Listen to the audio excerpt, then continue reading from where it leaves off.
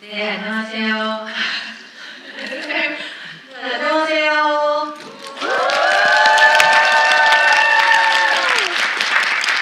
네, 오늘 그 GV로 만나뵙게 된 저희는 미인사 해외문학 편집자 박혜진, 김희경입니다.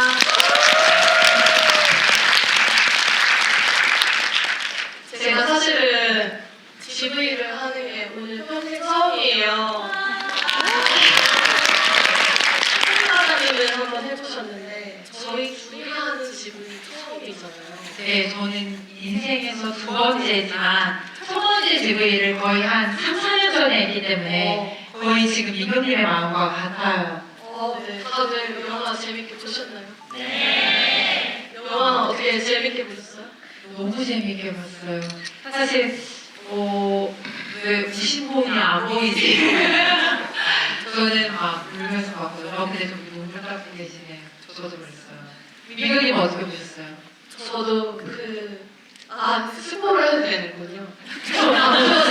아니에요. 다 알고 있는 거예요. 그 기차 장면에서 정말 많이 울었고 저는 사실 로맨스 영화를 그렇게 좋아하지 않거든요. 그래서 별 기대도 없었고 근데 A24 영화를 좋아해서 기대를 가지고 봤는데 기존 로맨스 영화 같으면서도 마치 신나게 얘기를 하고 있어가지고 진짜 GV 회사가 아니라 주변 사람들한테 제가 다 추천하고 다녔어요.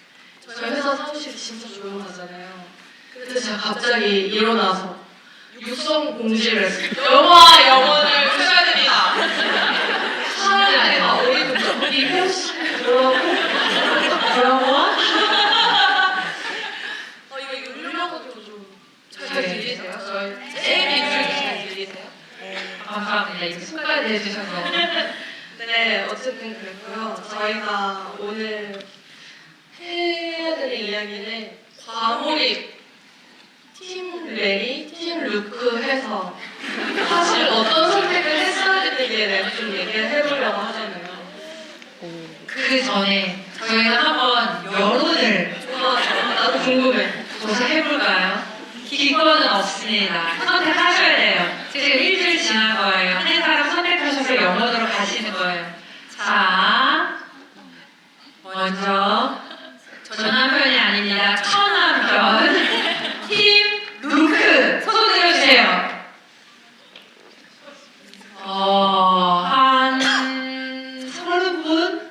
많이 잡아요. 30분. 한 30%? 네, 30%. 지금 영화의 결말대로 팀 레리를 했어야 된다. 와, 한 70% 정도가. 근데 이게 양자 얘기가 아니라서 아니다. 레리 혼자만의 길을 갔어야 된다.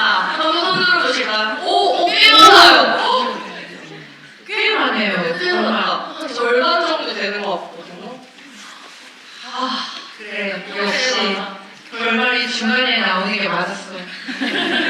어쨌든 제가 좀 얘기를 해볼 텐데요. 혜진 과장님은 첫 번째 남편 루크를 선택하시고 들었어요.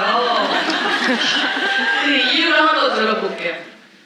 일단 불리한 게임을 시작하게 돼서 너무 안타깝고요. 그래도 이제 제 얘기를 들으시면 많은 분들이 이제 팀 루크 쪽으로 넘어오지 않으실까 하고 기대를 해봅니다. 이제 반박 불가 첫 번째 이유, 루크를 선택한 첫 번째 이유, 한국전쟁 3번 불가합니다. 레리가 아니고 한국전쟁을 전쟁도 아니라고 그렇게 말씀하시는 거 들으셨어요? 한국인으로서 뭔가 마음이 뜨겁게 죄송한데 아니고 네. 사랑할 남자 찾는데 무슨 사랑이에요? 어쨌든 월남전이든 이것만으로도 우리는 그 사람에 대해서 기본적으로 애정과 존경을 풀 수 있죠. 충분히. 네, 두 번째 이유는요? 두 번째 이유는 무려 67년을 기다렸다는 거. 이거 인정합니다. 여기에 제가 앉아서 뵙고 있는 그 모습만으로는 67살이 계신 분이 한 분도 안 계신 것 같아요. 아직 우리가 살아온 세월이 67년이 안 됐는데 무려 67년을 한 사람을 기다렸다는 기다린다는 거. 그건 정말 저는 엄청난 기다림이라고 생각하고 되게 크리피하긴 해요. 솔직히 말하면. 그게 곧 애정의 깊이가 아닐까 그렇게 아, 생각을 주인하는 게 적성에 잘 맞았을 거예요. 해봤고요. 그리고 세 번째, 이건 종종 지금 여기에 부부끼리 와 계시는 분들이 보이는데 기혼자 분들끼리 한번 따로 얘기를 해볼 만한 일이에요. 자, 우리가 배우자를 정말로 사랑하죠. 저도 그렇습니다. 정말 수시를 사랑합니다. 제 나이 25살에 첫 남자친구로 남편이 많아서 37일에 지금까지 단 한 번도 한두 팔도 안 하고 정말로 제 사랑을 해왔습니다. 모태솔로였다가 만나서 결혼을 하게 했어요. 근데 잘 들어보세요. 쓸데없는 이야기를 하시고. 아무 상관없잖아요. 이게 그 왜 결혼할 때 그런 선사 하잖아요. 죽음이 우리를 갈라놓을 때까지 함께할 것을 맹세합니다. 죽음이라는 결승선이 있기 때문에 결승선이 있기 때문에 우리가 지금 최선을 다하면서 살아갈 수 있는 거예요. 만약 결승선까지 최선을 다해서 왔는데 한 바퀴를 더 뛰어야 된다고 하면 마치 베이징 올림픽이 끝인 줄 알았는데 우리가 김연아 선수한테 한 번 더 올림픽을 참전하라고 하는 것 같은 그런 상황인 겁니다. 만약에 결승선이 없다면 우리는 지금처럼 최선을 다하지 못할 것 같다라는 생각이 드는 거예요. 그래서 선서한 것처럼 죽음이 우리를 갈라놓을 때까지 최선을 다하고 살아가고 있으니까 그게 약속한 결승선까지 지켜줬으면 좋겠다. 라는 그런 이야기를 들어보았습니다. 갑자기 그 부부끼리 오신 분들이 굳이 못하시는데 마음속으로는 일부 공감을 하고 계시리라고 생각합니다. 박수 한번 주세요. 이게 무슨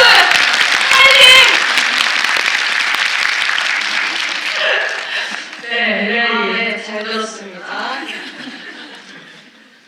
공들여 수많은 제작비, 수천 명의 사람, 인력이 투입된 시나리오의 결말이 레리였죠. 네, 이유가 있겠죠. 머니 골라이. 왜 그 결말을 선택했을까? 그게 가장 돈을 많이 벌 수 있는 길이니까. 그게 이유예요? 아니요, 인트로입니다. 아, 네. 근데 제가 개인적인 얘기를 조금 얘기해드리자면 저는 솔직히 이 영화를 시놉시스만 받았을 때 집에 해주세요 이렇게 해가지고 예고편이나 시놉시스를 받았을 때 바보 아니야? 당연히 첫눈앞에 선택해야지. 지금 남편이랑 평생 살았는데 안 살았던 사람을 살아야지. 이 마음을 가지고 영화 시작했어. 근데 그게 아니야. 최선의 남자를 골라야 되잖아요. 다시 시작된 삶이니까. 그랬을 때 제가 가장 팀 레리가 된 이유는 레리의 가장 행복했던 순간 기억나세요? 35일 때. 그때 이제 쭉 얘기를 하면서 잘 모르겠지만 그 순간에 우리가 한 팀이라고 느꼈어. 와인을 먹으면 안 되는데 아내가 이렇게 홀딱 마시면서 서로 찔릿 눈이 맞았을 때 네. 그게 개인에게 가장 행복했던 순간이라는 게 이미 레리는 그 한 몸인 거야. 부분 한 몸. 떨어질 수 없다. 끝났지요. 근데 굳이 두 번째 이유. 제가 생각했을 때 65년을 100년 후회했다는 거는 보통 일이 아닙니다. 일상적으로 일어나는 일이 아니에요. 그렇게까지 어떤 사람과 일부 중상을 한 거. 이미 그거는 제가 생각하는 가장 궁극적이고 가장 커다라고 완성에 가까운 사랑이에요. 저는 세월의 무게를 좀 믿는 올드스쿨이거든요. 세월이 쌓일수록 사랑이 커진다고 생각하는 편이에요. 그럼 이미 완성된 사랑이다. 이거를 뭘 더 증명을 해야지. 이 사람은. 이미 65년을 살았다는 거는 서로가 서로에게 완벽한, 거의 완벽에 가까운 짝이라고 저는 생각을 하거든요. 뭐 더 이유가 필요할까요? 사실 영원이라는 것은 우리는 다 필요면서니까 느낄 수 없는 감각이잖아요. 영원에 가장 가까운 삶을 같이 살았다는 거는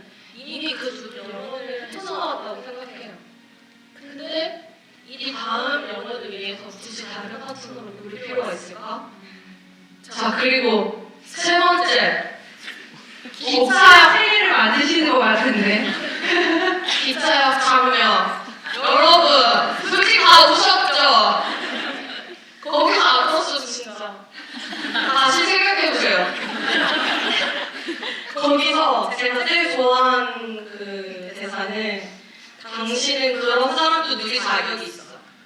당신이 행복하면 나도 행복해. 하지만 당신이 행복하지 않으면 안 돼. 이거보다 더 큰 사람이 있을까요? 나의 행복보다 조연의 행복을 앞에 놓는 사람. 이기적으로 65년은 바에서 술 사재하면서 가끔 염색하면서 뭐 남자랑도 여자랑도 그렇게 즐기면서 살 거는 비교가 안 되죠. 안 그래요? 네, 박수 한번 주세요. 그리고 마지막으로 조연이 지금 사실 겉으로만 20대 30대지 속은 80 넘은 할머니예요. 근데 어떻게 누구랑 살 수 있겠어요? 현실적인 부분에서 같이 살려면 같이 늙은 사람이 합당하다고 생각합니다. 완전 합리적인 이유죠. 근데 저도 사실 그 민경님이 말씀하신 그 기차역 장면을 봤을 때 이 장면이 정말 내 뇌리에 오랫동안 남아있을 그런 장면이구나라는 생각이 들었어요. 저희 가족은 혹시 패밀리맨이라는 영화 아세요? 그 영화가 되게 따뜻한 가족 영화인데 그거를 한 번씩 주기적으로 보거든요, 연말 때. 근데 이 영화를 보고 이제 패밀리맨 그만 보고 영화로 해야겠다 라고 생각할 정도로 그 장면이 굉장히 임팩트가 있었습니다. 이제 저희는 이 GV를 해야 되니까 미리 그 링크를 주셨어요, 영화 링크를. 그래서 제가 방에서 혼자 그 영화 링크를 틀고 지난 일요일에 영화를 보고 있었는데 그 장면에 보니까 막 눈물이 쏟아지는 거예요. 왜냐하면 그때 당신 긴 머리 그거 나 만나고 한 번도 한 적 없었잖아 라고 말을 하는데 제가 아이를 낳기 전에는 항상 긴 머리였어. 근데 아이를 낳고 나서 막 아이가 잡아당기기도 하고 또 그 모질이 너무 나빠져서 머리를 자른 거예요. 그래서 그 긴 머리와 그때 짧은 머리로 어떠한 세월을 대변하는 것도 너무나 성실한 연출이라고 생각했고 특히나 그 뭐 임신을 했을 때 해서 나는 일을 하면서 그 눈을 뜨뜻하는 순간에 한 팀이라고 느꼈다는 거 이것도 이 각본가님이나 감독님이 경험한 게 아닐까? 경험하지 않고 이 순간을 대본에 담지는 못할 것 같다 라고 생각할 만큼 너무너무 아름다운 대본이라고 생각을 하는데요. 그래서 제가 이 대본을 읽으면서 막 솔직히 말하면 우열을 하고 있었어요. 이렇게 하고 있어요. 근데 저는 사실 이 장면 때문에 제가 루크를 선택하는 계기가 됐거든요. 왜냐면 제가 거기서 이렇게 울고 있었는데 그때 거실에 있던 남편이 방으로 탁 들어왔어요.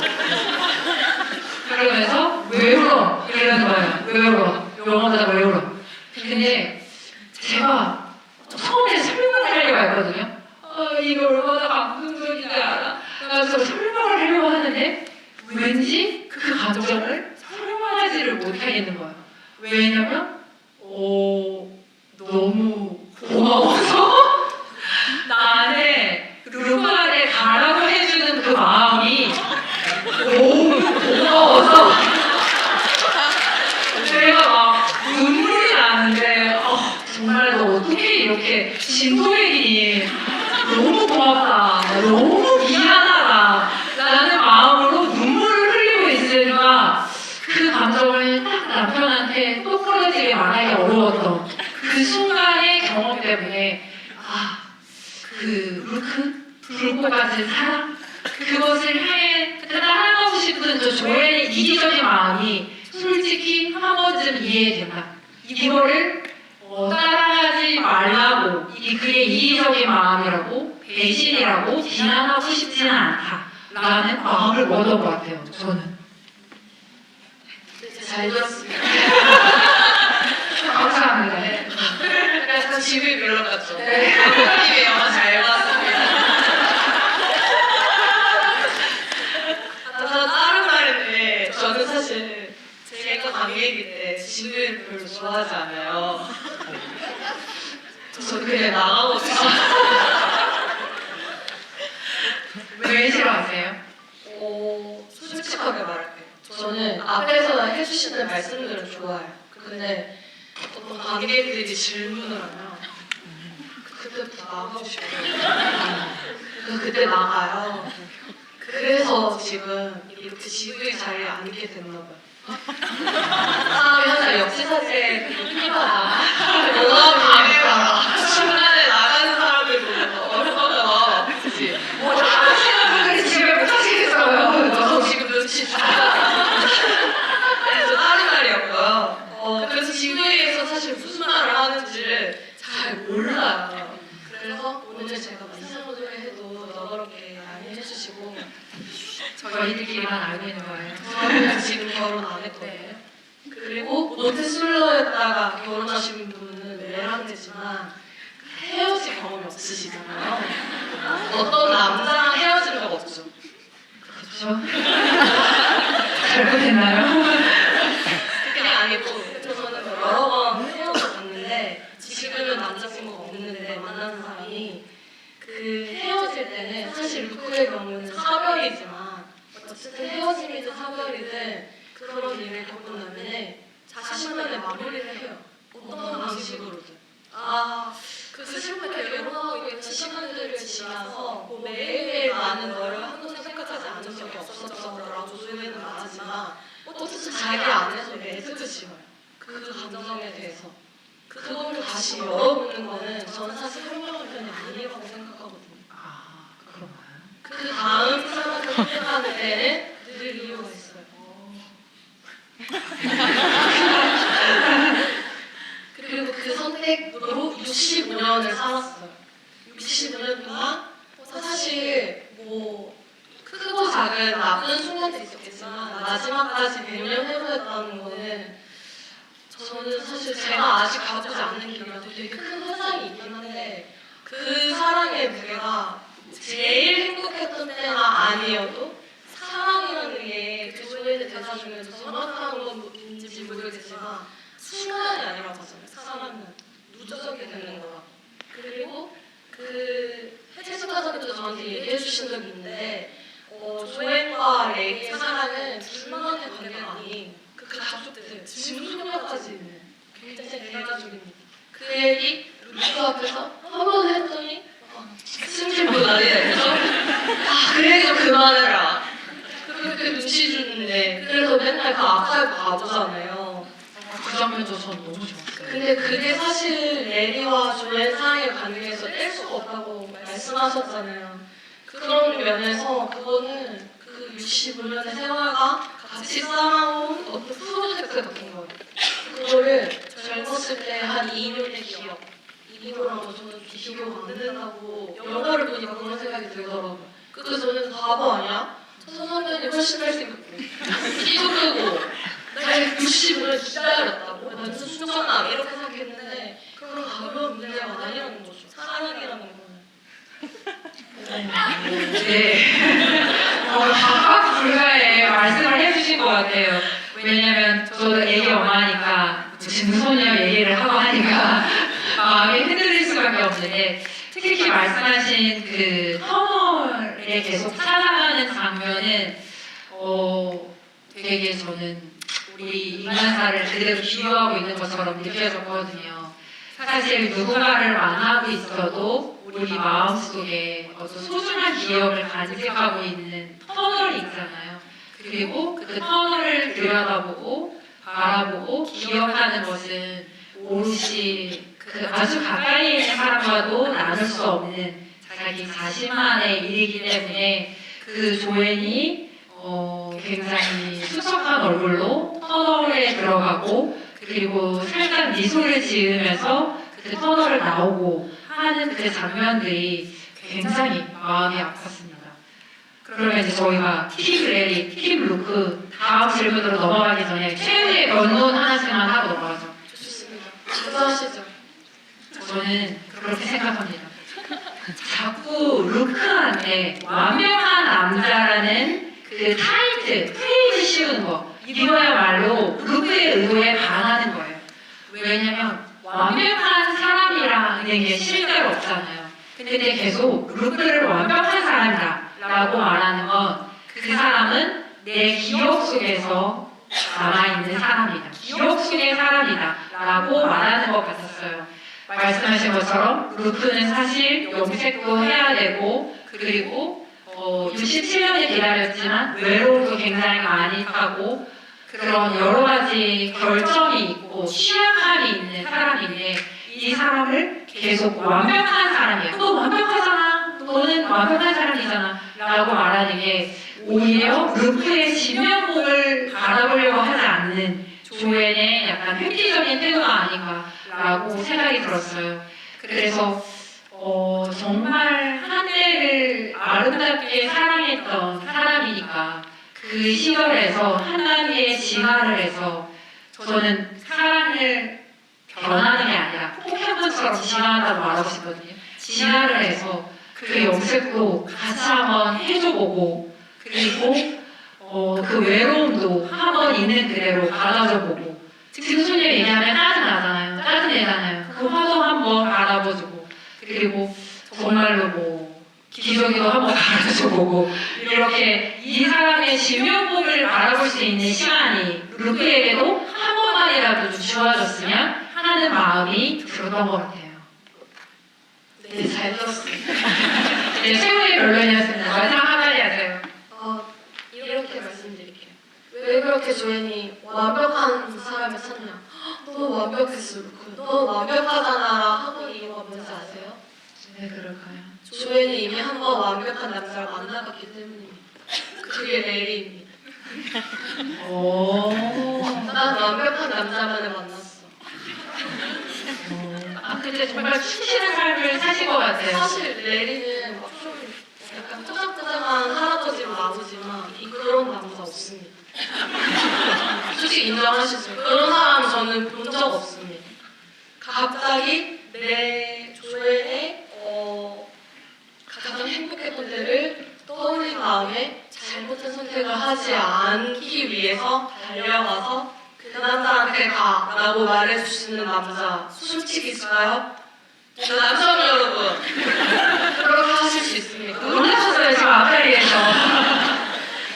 그거 현실적으로 힘들고 저는 되게 판타지이고 진짜 완벽에 가까운 남자는 루크가 아니고 레리라고 생각을 했어요. 그리고 그 해변에서 각자 1대1 데이트를 하잖아요. 근데 해변에서 한 그 데이트가 진짜 거의 완벽에 가깝다고 생각했어요. 둘이 배에 둥둥 떠서 같이 누워있는 그 장면 기억나세요? 그게 사랑이 아니면 뭐가 사랑일까요? 그래서 최고의 결론을 그렇게 마치고 싶습니다. 물론 진짜 현실적으로는 둘 다 만나봤을까? 제3의 가서 새로운 남자 남자 찾다. 이게 요즘 트렌드가 열린 결말. 네, 열린 결말. 그렇게 가도 재밌었겠죠. 네, 열린 결말을 택하실지 아니면 루크나 레리를 택하실지는 관객분들의 최종 판단에 맡겨보도록 저희 하겠습니다. 집을 듣고 생각이 바뀐 분이 있으실지 궁금하지만 넘어가 보겠습니다. 저희가 두 번째로 준비한 주제는요. 그 영화 속에 여러 사후세계 세계관이 막 뒤에 포스터나 아니면 언뜻언뜻 되게 많이 나오잖아요. 그리고 루크가 선택하는 사후세계랑 레이가 선택하는 사후세계가 되게 극명하게 다르죠. 겨울의 세계, 여름의 세계 약간 이런 느낌인데 혹시 희망하는 영원의 모습이 있다면 어떤 모습이신지? 저는 근데 조금 다르게 봤던 게 그 영화 속에서 그린 영혼이 사실 별로 그렇게 행복해 보이지가 않았어요. 왜냐하면 영혼이라는 게 한 번 그걸 선택하면 다시 바꿀 수가 없다는 전제가 있잖아요. 근데 그건 쉽게 말하면 박제가 되는 게 아닌가? 라는 생각이 들더라고요. 어떤 아무리 아름다운 천국을 골라도 그 안에 계속 있어야 한다고 하면 저는 싫을 것 같은 거예요. 그리고 어떤 선택을 해도 그거를 영원히 책임져야 한다고 하면 그 무게가 너무 무거울 것 같은 거예요. 그리고 그 환승역에서 보면 계속 그 영혼의 세계들을 마치 하나의 무대처럼 영화의 세트장처럼 이렇게 만들어 놓은 것처럼 보이잖아요. 그래서 과연 여기서 말하는 영혼이라는 게 실제 하는 걸까? 라는 생각을 계속 하면서 봤고, 이 영화의 제목이 영혼이지만 결국 이 영화가 하고 싶은 얘기는 영혼은 없다가 아닌가. 영혼이 아니라 지금 여기 우리가 살아있는 곳을 보라고 만든 것이 아닌가라는 생각을 계속 하면서 봤던 것 같아요. 민호님 어떻게 보셨어요? 근데 저도 되게 공감하는 게 거기가 사실 굉장히 행복한 곳, 우리가 생각하는 천국에 가까운 곳이었다면 이탈하는 사람이 없어야 돼요. 근데 이탈하는 사람들에 대해서 계속 경고를 하죠. 거기서 벗어나려고 하거나 원복하려고 하는 건 불가능하고 만약 그런다면 영원한 공허에 빠지게 될 것이다. 그리고 눈치채셨을지 모르겠지만 계속 비상벨이 울리는 게 자주 나와요. 그 기차역에서. 계속 누군가가 잡혀가잖아요. 그건 도망가는 시도를 그만큼 자주 한다는 뜻이거든요. 그리고 폐쇄돼버린 영혼도 있고 어떤 때는 정원이 다 가득 찼다 하는 것도 있고 그리고 사실은 진짜 자기가 꿈꾸는 세계면 그런 거 하지 않아도 되는데 강남에서 판촉을 하잖아요. 저희한테 오세요. 저희한테 오세요. 하는 것도 사실 그게 바꿀 수 있는 유일한 변화가 새로운 사람이 오는 거기 때문이라고 생각을 했거든요. 그게 막 진짜 천국을 약속하는 그런 건 전혀 아니라는 거죠. 저도 거기에 되게 공감을 해요. 저도 그래서 그럼 영혼이 없다라고 하면 그 대근에서 그리고 싶은 삶의 모습은 무엇일까라고 생각을 해봤을 때 영혼이 변치 않는 것이라고 계속 말을 하잖아요. 그래서 저는 삶은 어떤 실패를 해도 다시 일어날 수 있는 공간이라고 정의하고 싶더라고요. 그러니까 조앤이 정말 어렸을 때 20대에 남편을 전쟁에서 잃는 굉장히 큰 상처를 경험하잖아요. 근데 그것을 치유하고 딛고 일어서게 해준 것이 레리인 것처럼 우리가 살아있는 이곳은 어떤 선택을 해도 그리고 그 선택이 심지어 잘못됐다라고 해도 바로잡을 수 있는 공간이라고 지금 이 세계관이 정의하고 있지 않나. 그렇다면 좀 더 우리가 지금 있는 곳을 긍정하게 해주는 면이 있구나라고 생각했습니다. 근데 민호이 여기 보니까 뭐 원하는 그 성분을 잔뜩 써놓으셨는데 그냥 얘기하세요. 해변, 남해 가래 같은 느낌. 근데 조금만 걸으면 도시가 나오는데 도시면은 베네스. 근데 말씀하세요. 하실 것 같은데. 왜냐면 박제되는 게 너무 두렵다고 하셨어요. 네.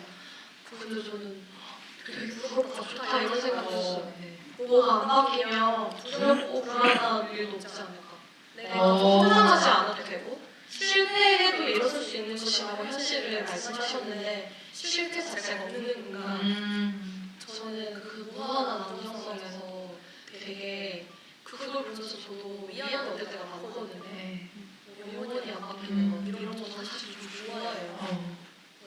굉장히 안정 수준이거든요. 보기보다. 생각보다 네. 뭐 세간에 알려진 이미지, 교사님 중원, 한민씨 호다. 그래서 제가 되게 충격적인 거라고 생각하실 수 있는데 그 안정감 맞아요. 거기서 그냥 창문만 열어서 보고 있는 거죠. 재난의 이야기를 많구나. 그런 의미에서 저는 전환의 영원한 걸 상상해보는 게 좋았어요.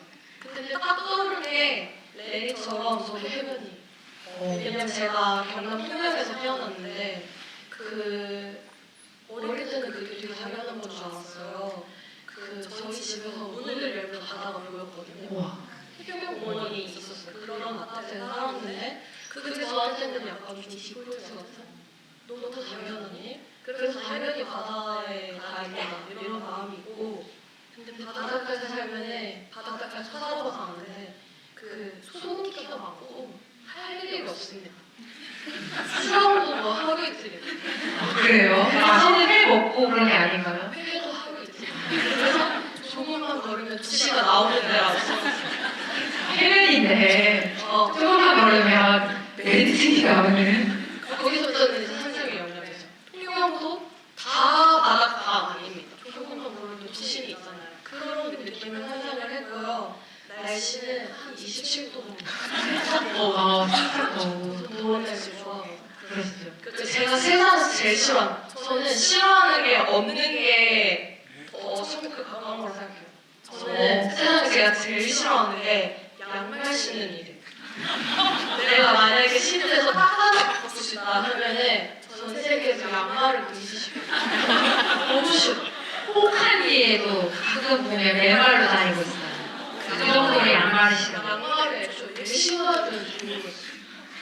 이제 차고잖아요. 나도 근데 좀 물이 이렇게 안 되는 다니긴 하는데 양말 없이 맨발로 그리고 벌레 없고 비바람 없고 스마트폰 컴퓨터 없는 거. 내가 한국인 하면 밤에 눈딱 펴놓고 통기타 피면서 춤이랑 노래를 즐기는 네. 항상 생각하고 영원히 살아도 행복할 것 같아요.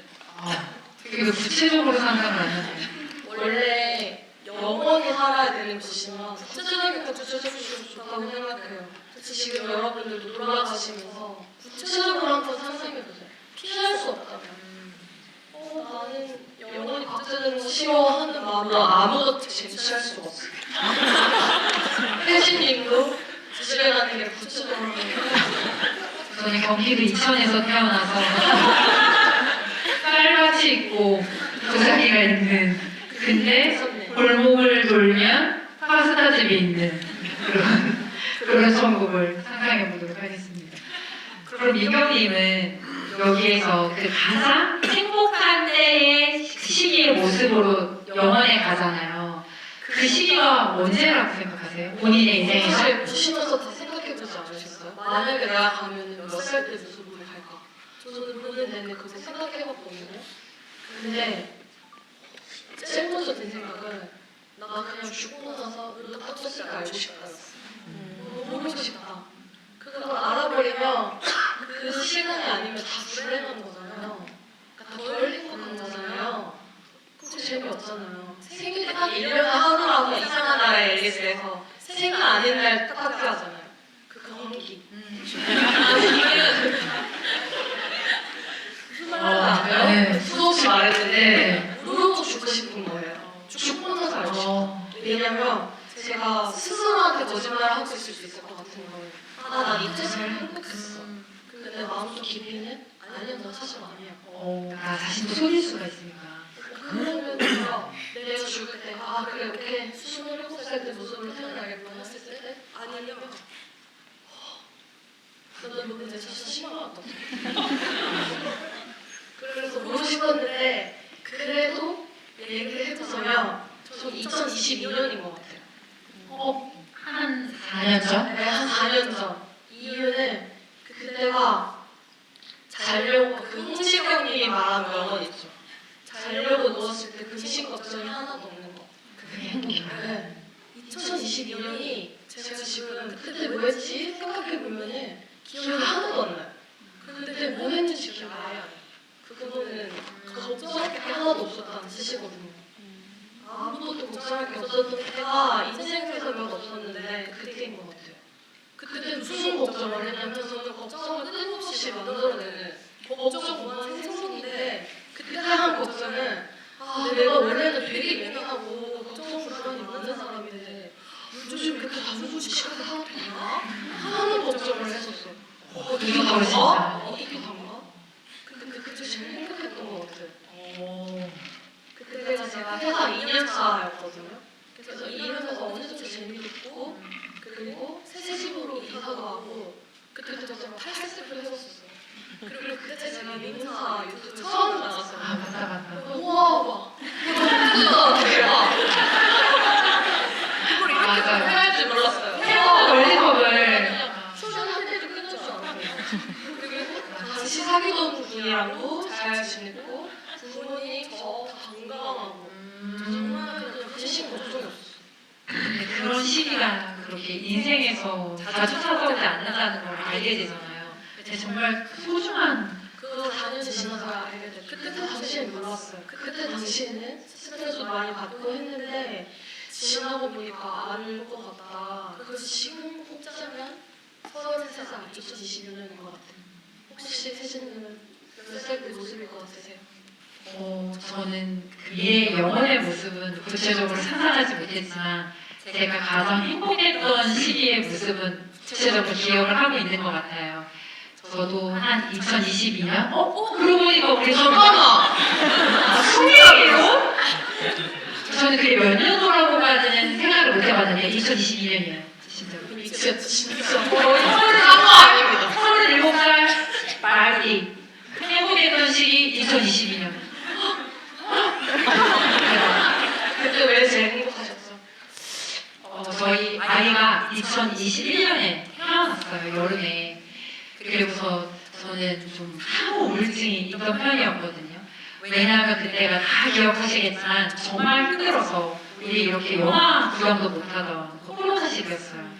그러다 보니까 이제 아이랑 밖에 나가고 싶어도 뭐 카페도 못 들어가고 갈 곳도 없고 또 아이가 막 나갈 수 있는 시기가 되니까 너무 쉬운 거예요.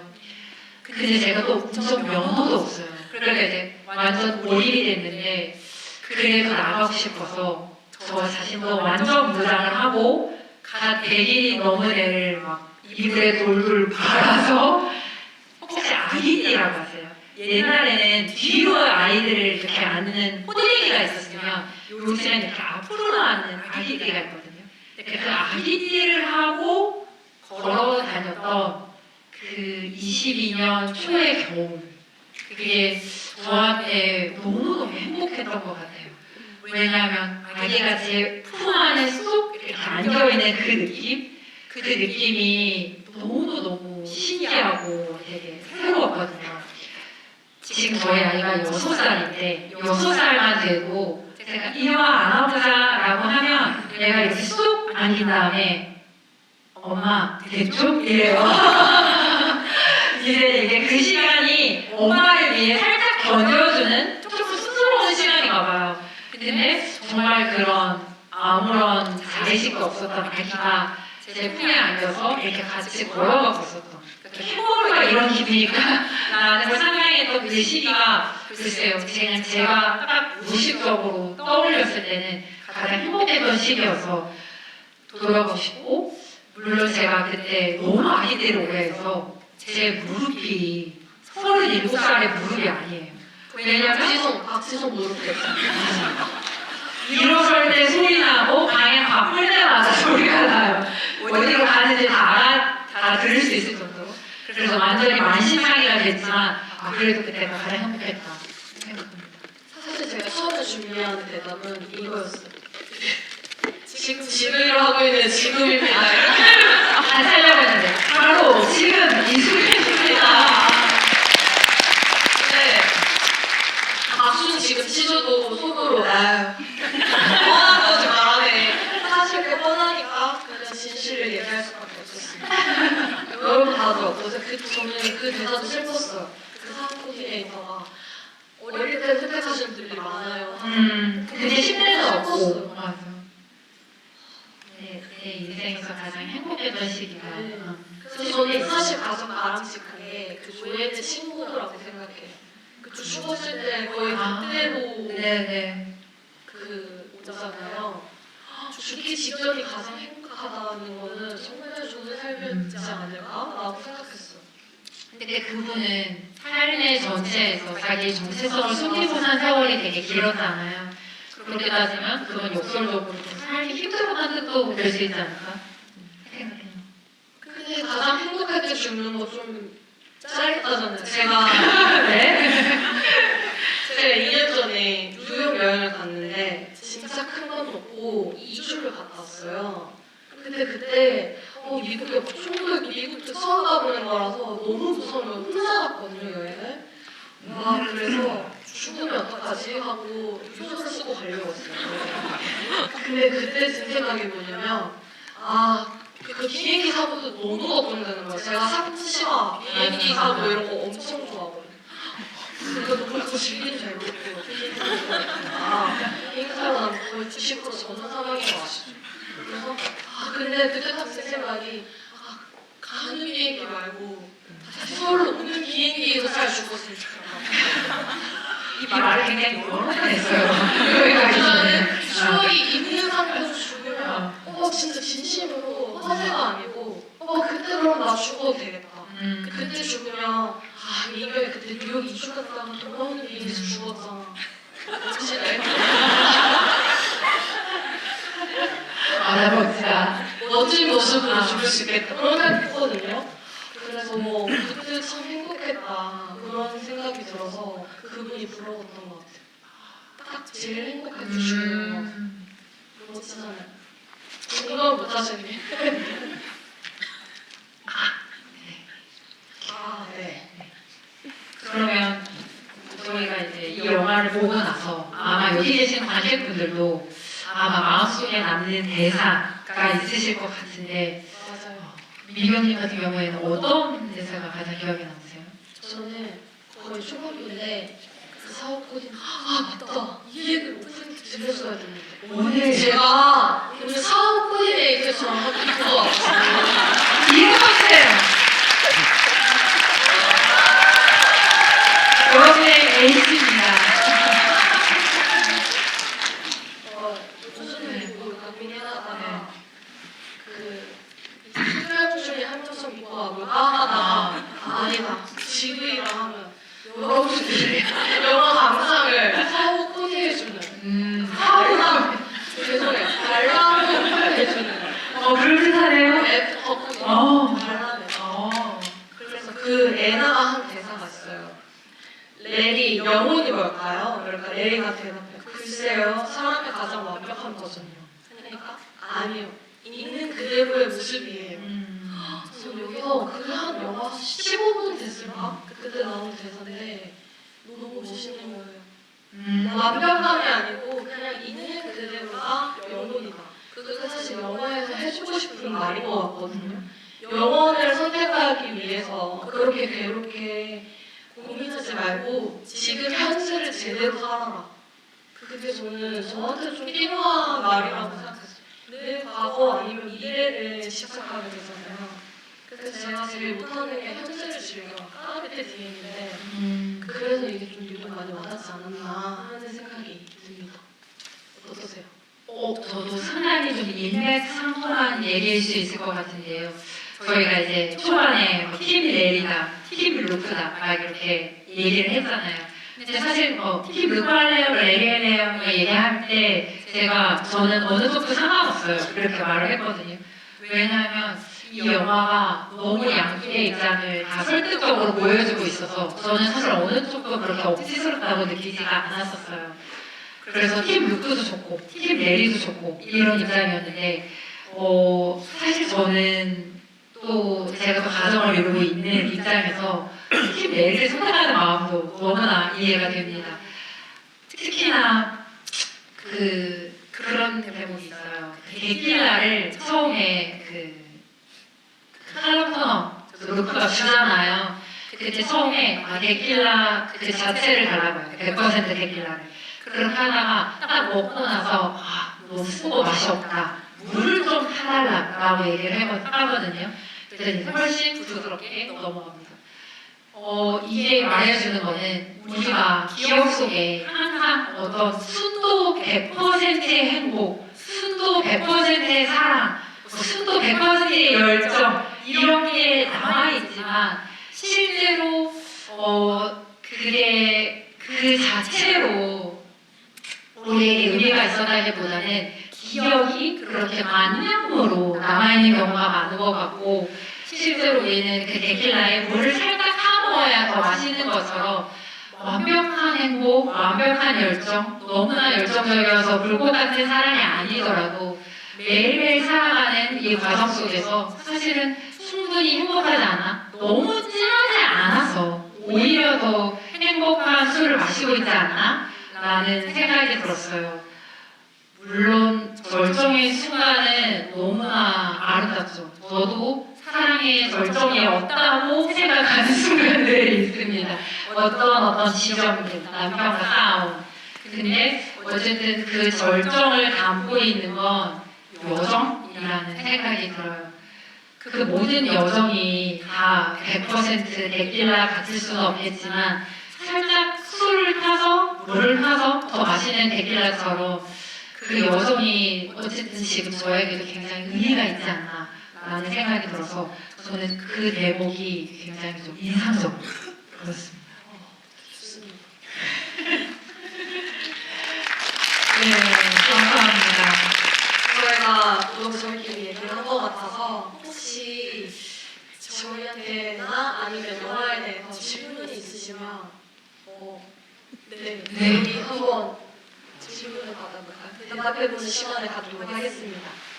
궁금한 게왜 레리는 그 이탄이 선택하라고 할 때 왜 남하고 혹시 레리가 여자가 좋아하나요? 조행이 그거를 알고 애초에 했었을까요? 저 그게 궁금해요. 조에는 루크가 한숨역에 있을 거라고 예측을 했을까 하는 말씀이십니다. 이게 맞습니다. 근데 사실 민경님이 레리파였지만 레리가 먼저 영화로 떠나려고 했잖아요. 그건 민경님의 어떤 그 믿음을 흐르는 행동이었죠? 그게 굉장히 싫어했어요. 솔직히 말하면 내가 종이 좀 하나 내가 먼저 가서 집중 풀실게 일주를 믿기나요? 이틀 안에 상할 거라고 생각하지 못했겠죠. 어쩌면 그 미리 기반을 닫아놓으려는 그 가상수의 마음이 아니었을까. 아 그게 진짜 이해가 안 됩니다. 대신이라고 생각하는. 대신이 아니고 이해가 안 돼요. 종이 쪽지로 하나로 될 문제면 왜 그렇게 사람들이 심사숙고해서 선택을 하겠어요. 그리고 그거는 진짜 오래 산 분들만의 확신이겠지만 어떻게 조회도의 해변을 좋아할 거라고 생각할 수 있을까? 아닐 수도 있잖아요. 너무 오만했다. 약간 그래서 그랬죠. 근데 질문하시기에 또 조에는 한숨역에 루크가 있을 거라고 기대했을까? 못했을 것 같아요. 제 생각에. 어떻게 생각하세요? 저도 사실 루크가 있을 거라고 기대하지 못했는데 그 루크가 등장하는 장면 있죠. 근데 그 장면에서 그냥 모든 개연성이 확보됐다. 너무 멋있게 걸어오더라. 근데 그 순간 다시 반했을 것 같은 느낌? 기대하지는 않았지만 뭔가 그 순간 이렇게까지 나를 좋아했다고 그럼 진짜 좋을 것 같아요. 사실 저는 할랑토너 배우를 굉장히 좋아합니다. 제가 배우들을 사실 잘 몰라요. 배우분들 자랑은 아니지만.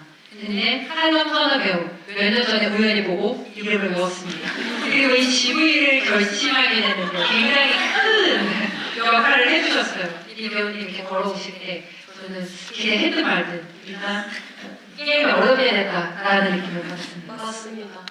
저희가 편집자지 않습니까? 네, 그래서 질문하신 분께 저희가 새 책을 준비했어요.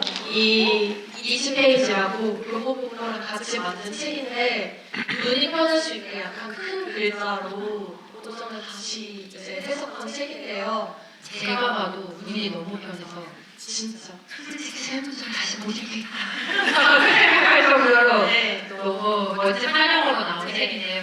저희 포스터 같이 해가지고 시리즈입니다. 해드리도록 하겠습니다. 네, 혹시 또 질문 있으시면 좋은 소식은 시리즈 나왔습니다. 여러분, 시민 여러분 실력이 있으시잖아. 네, 제 생각에 가장 먼저 손을 들어주신 것 같아요. 네, 저분 질문 받아보겠습니다. 네, 감사합니다. 저는 사실 영화를 보기 전에는 이제 어떤 남편을 고를까에 대한 고민을 생각하고 왔다가 사실 영화를 보고 제일 감동받았던 장면은 이제 카렌 씨가 그 노인의 상태로 사실 그 자리에 오게 되잖아요. 그래서 왜 내가 기억하는 가장 최근의 상태로 왔냐고 물었을 때 고민도 안 하고 나 사실 최근에 레즈비언임을 알게 됐어. 교회 가는 것도 사실 힘들었고 애들 보는 것도 힘들었는데 그 순간이 생각해보니까 가장 행복했더라고 말하는 순간이 어떻게 보면 이 세 사람의 물론 감정에 대한 얘기도 중요하지만 내가 가장 행복할 때는 가장 나를 때구나라는 생각이 들어서 이 영화를 보면서 가장 약간 즐거웠던, 어떻게 보면 영화에서 가장 짜릿했던 순간이었는데, 이제 두 분에게 있어서는 그럼 이제 연예인 살짝 넘어서 두 분이 가장 나다울 때는 어떻다고 생각하시는지 궁금해서 질문 드리고 싶었습니다. 아, 네, 좋은 질문 감사드리는데요.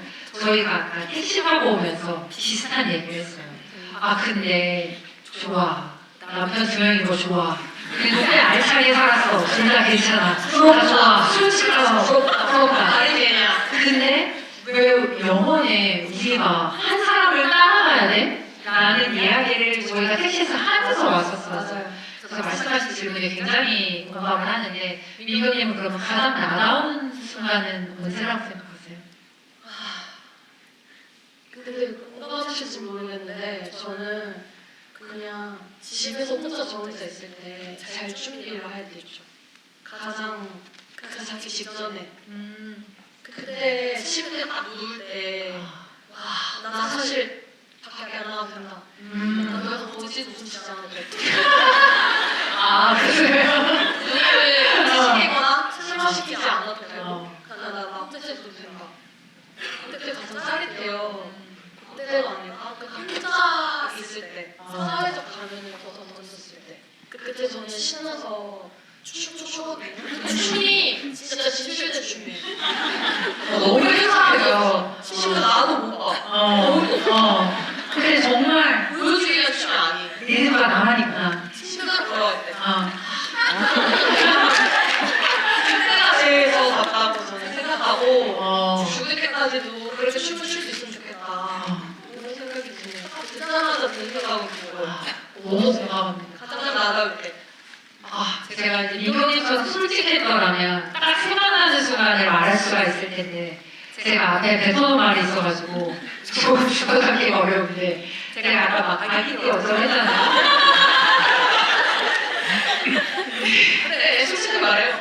가장 나답고 행복하다고 느끼는 순간은 놀랍게도 출근해서 내 자리에 앉아서 커피 한 잔 마시면서 모니터 멍때릴 때, 저는 그 순간이 가장 나답다고 느껴요.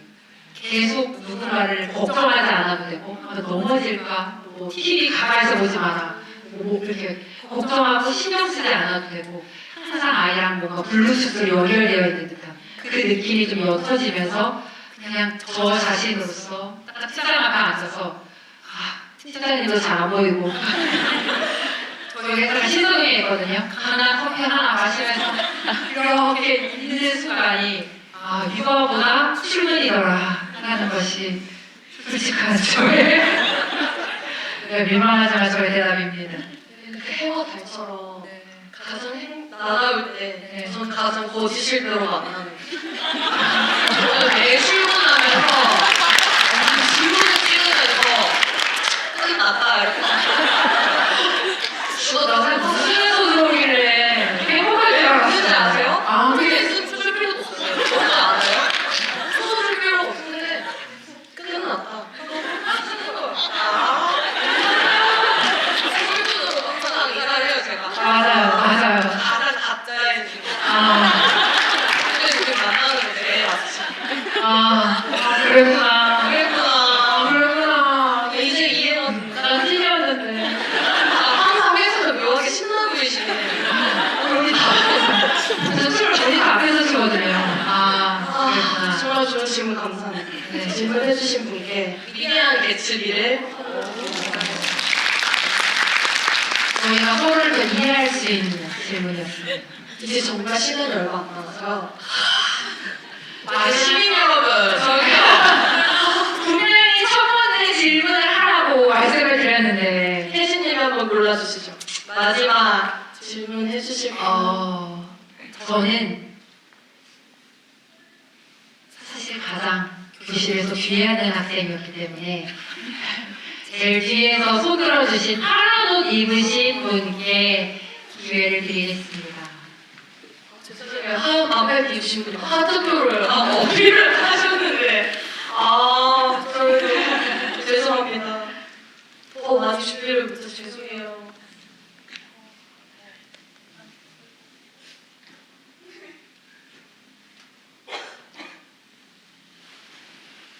이번 책은 미리 말씀을 드리면 발렌타인데이를 맞아서 달콤 쌉싸름한 초콜릿입니다.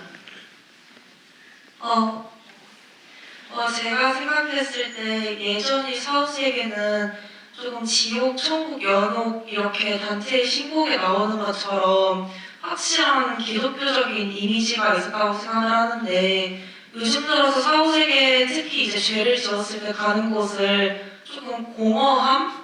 무의 영역이라고 많이 표현하는 것 같더라고요.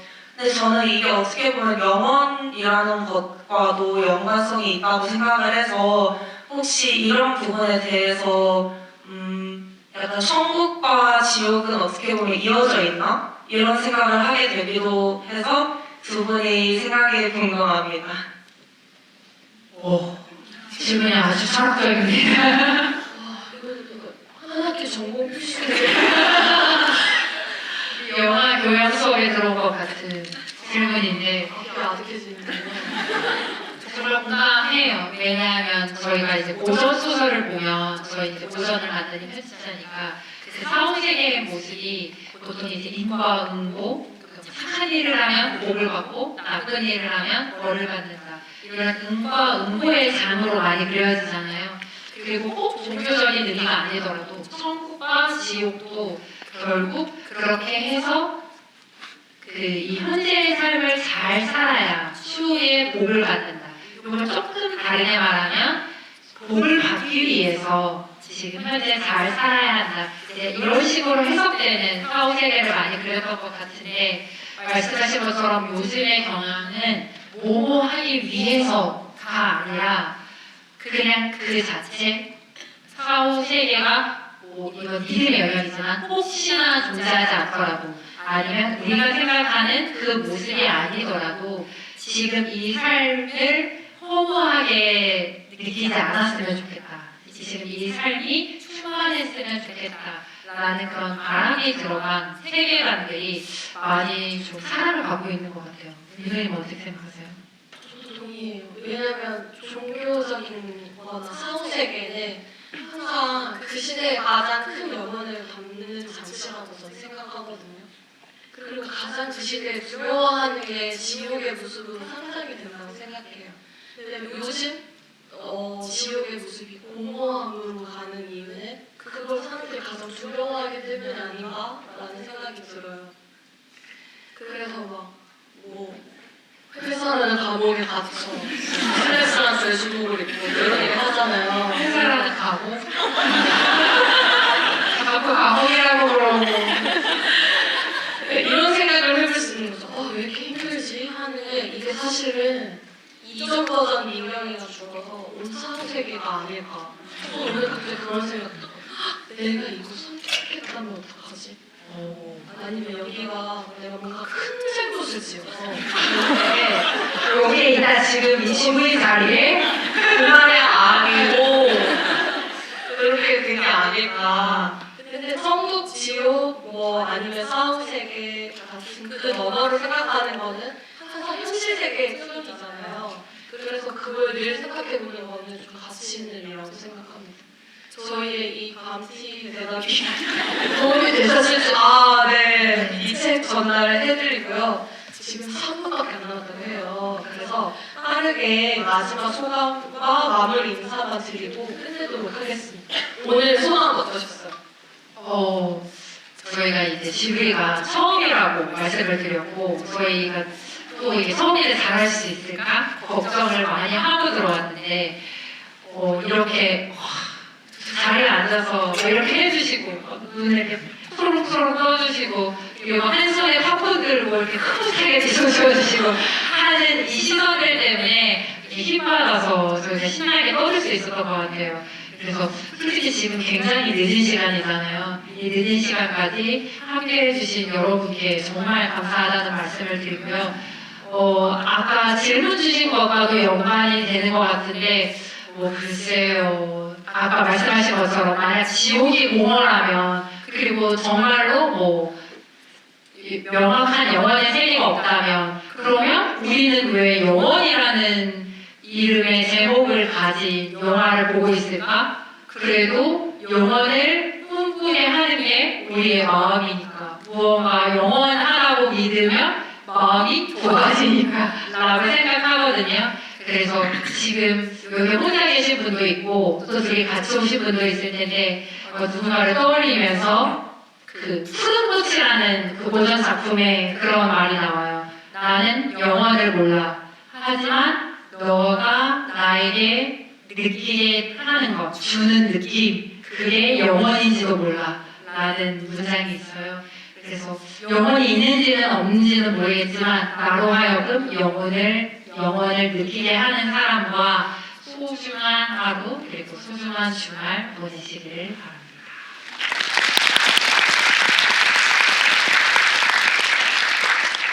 근데 저는 처음 해보는 거라 사실 긴장을 많이 했는데 제가 또 긴장을 하면은 이상한 버릇이 있어서 항상 회식과장님한테 코를 납작하게 해주자고요. 막 뭔가 보여주자고요. 납작하게 해주세요. 저 허세로 엄청 들었어요. 근데 집에 가고 싶어요. 너무 신나고 사실 엄청 떨렸거든요. 근데 막상 해보니까 너무 재밌고 봐주고 계신 분들한테 너무 감사하고 무슨 쓸데없는 얘기만 하다 갈 것 같아서 저는 사실 실시간으로 이 시간 들으면 후회하겠다라고 생각했지만 정말 너무 좋았고요. 저는 제가 이 칼 안쪽에 그 타투 새긴 문구가 있어요. 시의 한 구절인데 그게 이 영화랑 잘 어울리는 것 같아서 좀 소개를 해드리자면 간단해요. 너는 존재한다. 그러므로 사라진다. 너는 사라진다. 그러므로 너는 아름답다. 라는 그 두 줄을 새겼어요. 영원한 건 절대 없다. 하지만 그래서 아름답다. 네가 나에게 주는 느낌, 그게 영원인지도 몰라. 단 한 번뿐인 삶 후회 없이 사시길 바라고 금요일 밤에 저희 집을 선택해주신 여러분들의 선택에 정말 감사드리면서 일어나서 인사를 하면서 마무리할까요? 네. 영하고 소문 많이 내주세요. 진짜 재밌더라. 눈물 쏟아지더라. 많이 소문내주시면 일어나서 감사하겠습니다. 한번 인사를 사진 찍게 포즈를 한번